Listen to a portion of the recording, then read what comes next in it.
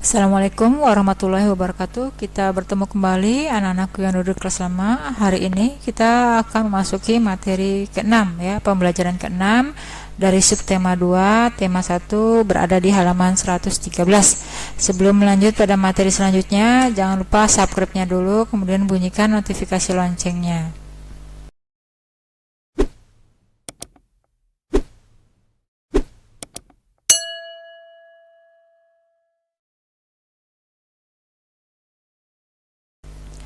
Kita lanjut memasuki halaman 113 pembelajaran 6 ya, ada wacana, kita baca bersama-sama ya.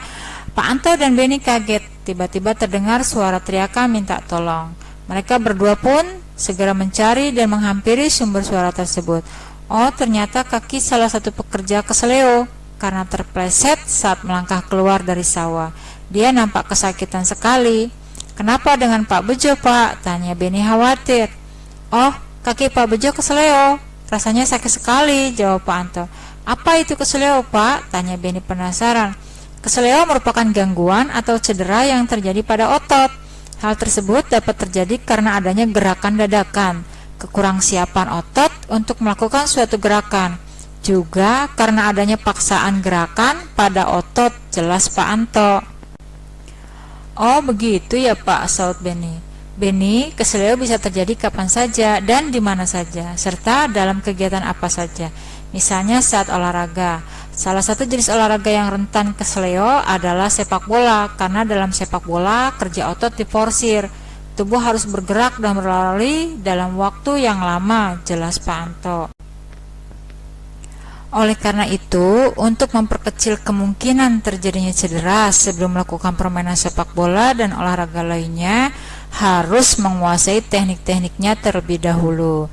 Selain itu, kita harus melakukan pemanasan agar tulang dan otot kita dalam keadaan siap, tambah Pak Anto.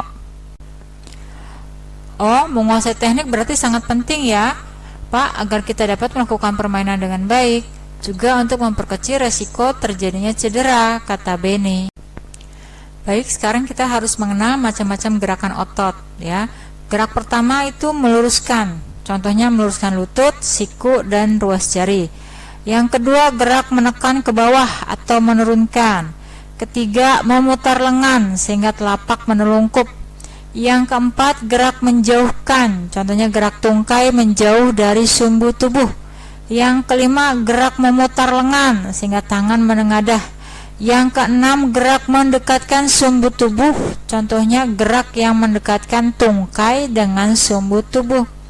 Yang ketujuh, gerak yang membengkokkan, contohnya membengkokkan siku, ruas jari, dan lutut. Ayo mengamati, kamu telah mengetahui berbagai macam gerak otot, termasuk macam gerak otot yang manakah gerakan pada gambar berikut ini? Nah, kalian lihat ada di gambar pertama ada orang berlari, kedua sedang mengangkat tangannya. Nah, menurut kalian ini gambar pertama ini masuk ke macam gerak otot yang keberapa? Ya, gampang, tinggal diisi aja. Kalau dia masuk ke otot yang satu ya tinggal taruh angka 1. Kalau dia masuk ke dalam gerak otot yang kedua tinggal tulis angka 2-nya, ya, mudah kok.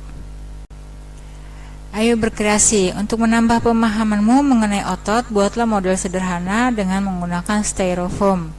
Kegiatan ini dapat kamu lakukan bersama dengan kelompokmu ya. Seperti biasa, siapkan alat dan bahan seperti 1 lembar styrofoam, pensil, spidol, kemudian ada pemotong juga. Yang pertama, langkahnya kamu harus menggambar dulu polanya. Setelah digambar, kamu memotong sesuai pola.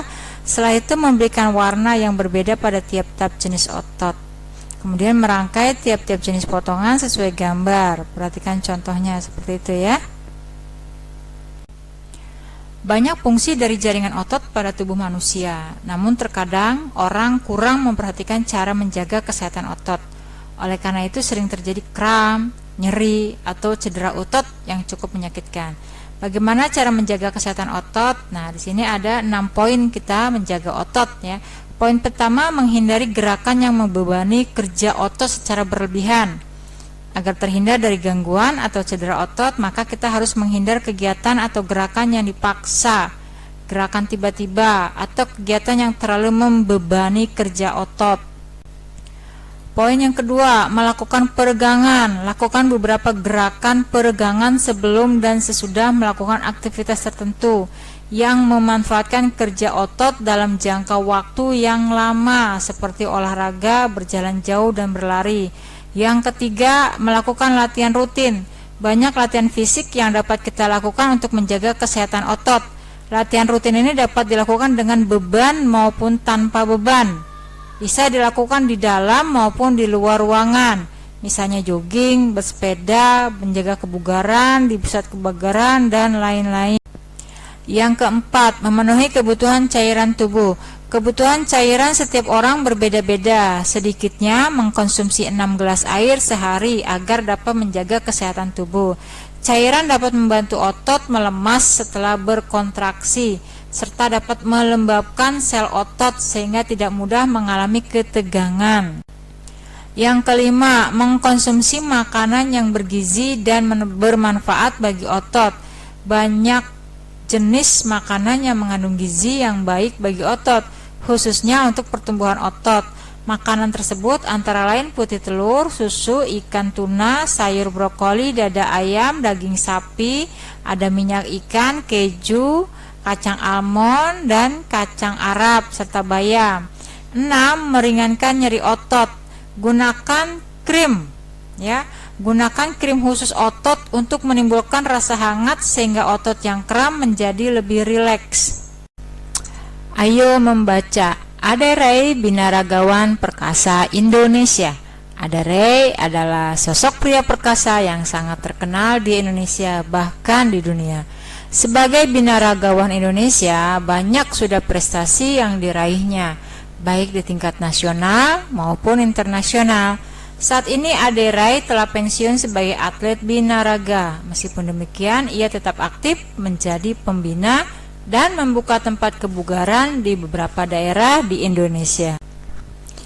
Pada waktu kecil, Aderai hanya seorang anak kecil yang memiliki tubuh kurus, bahkan bisa dibilang sangat kurus. Pada umur 10 tahun, Aderai hanya memiliki berat 25 kilo, bahkan hingga mencapai remaja dengan tinggi 183 cm, beratnya hanya sampai 55 kg. Aderai, dia memiliki minat yang tinggi dalam bidang olahraga. Pada awalnya, dia menggeluti bidang olahraga bulu tangkis. Namun, Aderai tidak begitu lama menggeluti bulu tangkis, hingga pada akhirnya dia lebih memilih untuk menjadi seorang atlet binaraga. Prestasi pertama Aderai dalam bidang binaraga diraih pada tahun 1995. Prestasi tersebut memicunya untuk terus aktif mengikuti berbagai kejuaraan, mulai dari lingkup kecil hingga besar, mulai dari lokal, nasional, hingga internasional, hingga akhirnya Aderai terus berkembang dan meraih prestasi demi prestasi dari berbagai kejuaraan.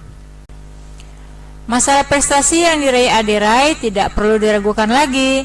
Dari berbagai kejuaraan yang diikutinya, selalu membuahkan hasil yang mengagumkan. Salah satunya kemenangannya di Muslimania Awards atau kejuaraan dunia binaraga kelas berat ringan. Dari situlah kemudian membawa Aderai menuju kejuaraan multi event Asia Tenggara SEA Games pada tahun 1997. Pada kejuaraan tersebut Aderai pun mampu mempersembahkan emas bagi bangsa Indonesia. Bahkan setelah itu masih banyak piala dan medali yang diraih dari berbagai kejuaraan tingkat nasional dan internasional. Berkat prestasi-prestasinya itulah Aderai turut mempromosikan binaraga di Indonesia. Dari sebelumnya yang sepi peminat, hingga akhirnya olahraga ini menjadi olahraga yang banyak diminati baik oleh pria maupun wanita. Setelah pensiun sebagai atlet pun, Aderai masih berkecimpung dalam dunia binaraga. Dia membuka beberapa pusat latihan dan kebugaran di beberapa daerah. Selain itu, Ade juga menjual suplemen dan melakukan pelatihan sertifikasi untuk para profesional di bidang fitness. Ade pun aktif mengkampanyekan hidup sehat melalui fitness dengan menerbitkan buku dan majalah serta menjadi pembicara di berbagai seminar dan acara. Berdasarkan bacaan di atas, maka sekarang kita akan mengisi tabel ide pokok seperti biasa. Kalian sudah biasa ya mengisi tabel ide pokok. Di sini Ibu contohkan tabelnya. Paragraf pertama, Adarai adalah binaragawan yang tidak hanya terkenal di Indonesia tetapi juga di dunia. Yang kedua, pada waktu kecil, Adarai hanya seorang anak kecil yang memiliki tubuh kurus, bahkan dibilang sangat kurus. Yang ketiga, Adarai memiliki minat yang tinggi dalam bidang olahraga. Untuk keempat, 5, 6, 7 kalian cari sendiri ya, ide pokoknya pasti sudah bisa. Ayo berkreasi. Sekarang kita akan membuat cover, cuma sebentar lagi kamu harus mempelajari tentang unsur-unsur dan ragam desain. Unsur-unsur kemarin sudah kita bahas ya, Ibu ingatkan kembali.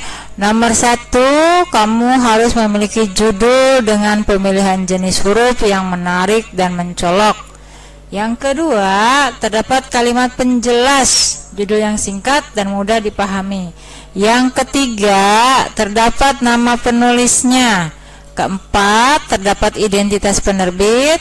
Kelima, menyertakan gambar yang menarik. Keenam, terdapat sinopsis isi buku. 7, ada identitas bukunya. Kemudian ragam desainnya. Nomor 1, desain cover dengan latar belakang warna putih dan tulisan sederhana. Nomor 2, desain warna yang penuh dengan gambar. Jika kalian sudah selesai dengan unsur-unsurnya, sekarang kita buka halaman 120. Di situ ada kolom untuk membuat covernya. Terserah covernya, yang penting berhubungan dengan atlet binaraga. Ayo renungkan. Dengan mempelajari organ gerak manusia, kita makin tahu betapa sempurnanya ciptaan Tuhan. Sekarang kita renungkan, tunjukkan sikap perilakumu yang menunjukkan bahwa kamu mensyukuri karunia Tuhan yang berupa organ gerak, yakni tulang dan otot. Ya, kemudian kita tuliskan sikap-sikap kita yang mensyukuri akan adanya karunia Tuhan pada diri kita semua. Baik, anak-anakku sekalian, pembelajaran hari ini dicukupkan dulu. Semoga bermanfaat. Ibu akhiri dengan mengucapkan wassalamualaikum warahmatullahi wabarakatuh.